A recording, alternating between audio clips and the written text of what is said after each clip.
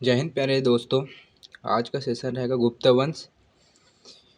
यह class hostel warden तथा police constable के लिए बहुत ही उपयोगी है तथा अन्य प्रतियोगी परीक्षाओं के लिए समान रूप से भी उपयोगी है। ठीक है, तो चलो शुरू करते हैं बिना देरी किए। आज का जो सेशन रहेगा गुप्त वंश रहेगा। ठीक है, गुप्त वंश से स्टार्ट करते हैं। गुप्त वंश 275 से 570 ईसा पूर्व तक शासन किया है। ठीक है, गुप्तों ने।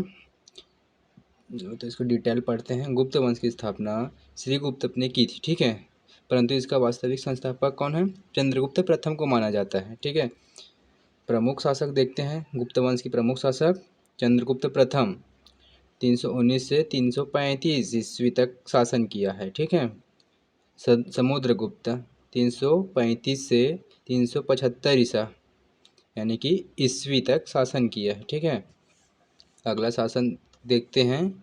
चंद्रगुप्त द्वितीय 380 से 412 ईस्वी। अगला शासक है कुमारगुप्त प्रथम। ठीक है, 412 से 455 ईस्वी तक शासन किया है। उसके बाद अगला शासक देखते हैं स्कंदगुप्त है 455 से 467 ईस्वी। ठीक है, तो पहले चंद्रगुप्त के बारे में पढ़ते हैं। ठीक है प्यारे दोस्तों, तो चंद्रगुप्त प्रथम ने 319 में गुप्त संवत की स्थापना की। ठीक है, यानी कि प्रारंभ किया। और चंद्रगुप्त ने महाराज अधिराज की उपाधि धारण की। ठीक है प्यारे दोस्तों, चंद्रगुप्त की पत्नी का नाम कुमार देवी यानी कि लिच्छवी राजकुमारी थी। ठीक है, अगला पॉइंट देखते हैं। हरिसेन द्वारा रचित प्रयाग प्रशस्ति से समुद्रगुप्त के विषय में जानकारी मिलती है। समुद्रगुप्त ने अश्वमेध यज्ञ कराया। ठीक है प्यारे दोस्तों, कविराज के नाम से कविताएं लिखी थी। सिक्कों पर उसने वीणा बजाते हुए दिखाया गया है। कौन दिखाया गया है? तो समुद्रगुप्त द्वारा। ठीक है, अगला पॉइंट देखते हैं। इतिहासकार विंसेंट स्मिथ ने समुद्रगुप्त को भारत का नेपोलियन कहा। यहाँ एग्जाम की दृष्टि से बहुत ही इम्पोर्टेंट है ये लाइन, क्योंकि ना बार बार आ चुका है। यहाँ समुद्रगुप्त को भारत का नेपोलियन कहा जाता है। ठीक है भाई। चंद्रगुप्त द्वितीय ने विक्रमादित्य परम भागवत की उपाधि धारण की। उसका मूल नाम देवराज या देवगुप्त था। ठीक है भाई। चंद्रगुप्त द्वितीय का शासनकाल और साहित्य स्वर्ण युग कहा जाता है। ठीक है, चंद्रगुप्त द्वितीय का शासनकाल को साहित्य का स्वर्ण युग कहा जाता है। ठीक है मेरे प्यारे दोस्तों, चंद्रगुप्त द्वितीय के दरबार में, ठीक है, 9 रत्न रहते थे। ठीक है, तो देख लेते हैं कौन कौन से 9 रत्न हैं। पहला कालिदास है, दूसरा धन्वंतरी, तीसरा छपणक, चौथा शंकु, पांचवा अमरसिंह, छठवा बैताल भट्ट, सातवां कटकरपर। ठीक है, और ये 8वां है वराहमिहिर तथा 9वां वररुचि रहे थे। ठीक है, ये सारे सब चंद्रगुप्त द्वितीय के दरबार में 9 रत्न थे। ठीक है, इसी तरह अकबर के दरबार में भी 9 रत्न रहते थे। और जो है शिवाजी के दरबार में अष्टध्यायी होते थे। ठीक है, अगला पॉइंट देखते हैं। चीनी यात्री फाहियान 399 से 412 ईस्वी। ठीक है, चंद्रगुप्त द्वितीय के शासनकाल में भारत आया। कौन? चीनी यात्री फाहियान। ठीक है, गुप्त वंश के शासकों में सबसे अधिक अभिलेख कुमारगुप्त प्रथम के मिलते हैं। ठीक है, ऐसे इतिहासकारों का मत है। अगला पॉइंट देखते हैं दोस्तों। नालंदा विश्वविद्यालय की स्थापना कुमारगुप्त प्रथम के समय हुई। ठीक है, अगला पॉइंट है स्कंदगुप्त ने सुदर्शन झील का पुनर्निर्माण करवाया जो मौर्य ने बनवाई थी। ठीक है, उसी के समय भारत पर हुणों का आक्रमण हुआ। ठीक है प्यारे दोस्तों, फाहियान के विवरण को थोड़ा देख लेते हैं, क्योंकि एग्ज़ाम के दृष्टि से ये भी इम्पोर्टेंट है, इसको छोड़ नहीं सकते। तो पहला पॉइंट इसका है चंडालों का विस्तृत विवरण जो समाज से बहिष्कृत थे। ठीक है, और दूसरा पॉइंट यहाँ मृत्यु दंड नहीं दिया जाता था। ठीक है, तीसरा है लोग मांस, मंदिरा, प्याज तथा लहसुन नहीं खाते थे। ठीक है प्यारे दोस्तों, और चौथा पॉइंट जो है लोग क्रय विक्रय में कौड़ियों का उपयोग करते थे। पहले के ज़माने में वस्तु विनिमय चलता था, वस्तु के बदले वस्तु दिया जाता था। आपके में कौड़िया, यानी कि कौड़िया एक पैसे का एक रूप है, ठीक है। अशोक के राजमहल को देवताओं द्वारा निर्मित बताया जाता है, ठीक है। ठीक है पहले तो अगला पॉइंट देखते हैं अब। यह है गुप्तोत्तर काल, ठीक है। गुप्तोत्तर काल, गुप्तोत्तर काल का पहला राजवंश देखते हैं तो पुष्यभूति वंश, ठीक है। यह वर्धन वंश के नाम से भी विख्यात है। इसका पॉइंट टू पॉइंट देखेंगे। हर्ष ने अपनी राजधानी थानेश्वर से कन्नौज स्थानांतरित की, ठीक है।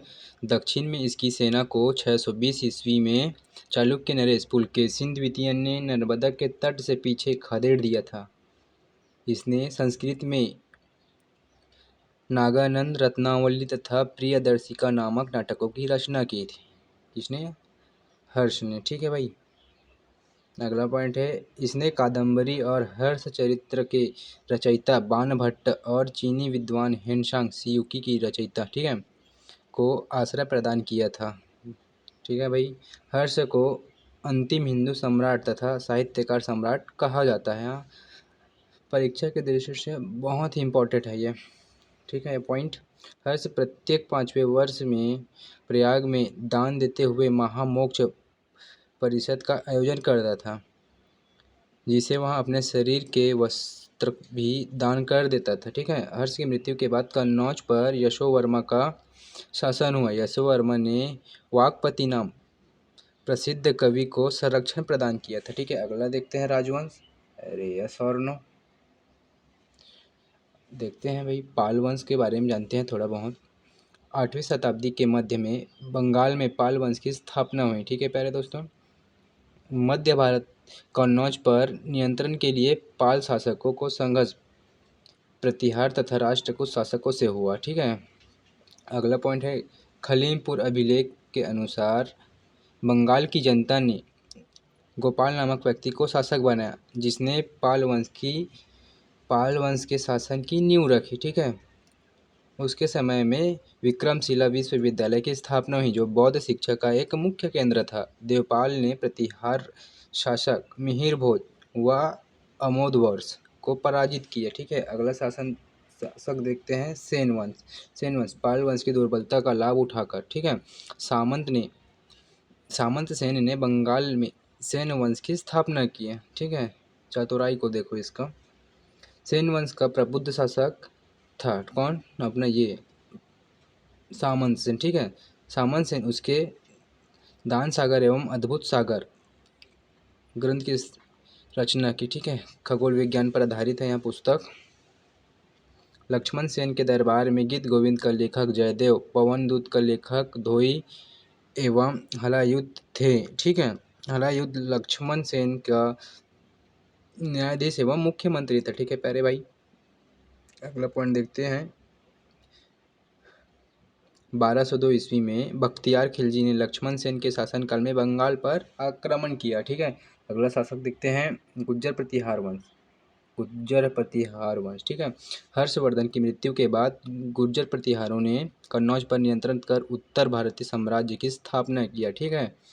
अगला पॉइंट है, हरिश्चंद्र ने प्रतिहार राजवंश की नींव रखी, ठीक। नागभट्ट प्रथम इस वंश का प्रथम शक्तिशाली शासक था, ठीक है भाई। बाणभट्ट प्रथम के बाद वत्सराज प्रतिहार वंश का शासक हुआ। यहाँ जो कंटेंट है छत्तीसगढ़ पुलिस और हॉस्टल वार्डन के लिए बहुत ही इम्पोर्टेंट है,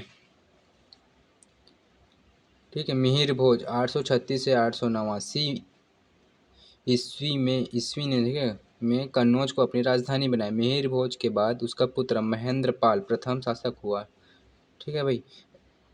राजेश सखर, जिसने काव्य मीमांसा लिखी, महेंद्र पाल के दरबार में था, ठीक है। अनंगत पाल ने दिल्ली में तोमर वंश की स्थापना किया, ठीक है। ठीक है दोस्तों, प्यारे वीडियो पसंद आए तो लाइक शेयर सब्सक्राइब जरूर करें। धन्यवाद।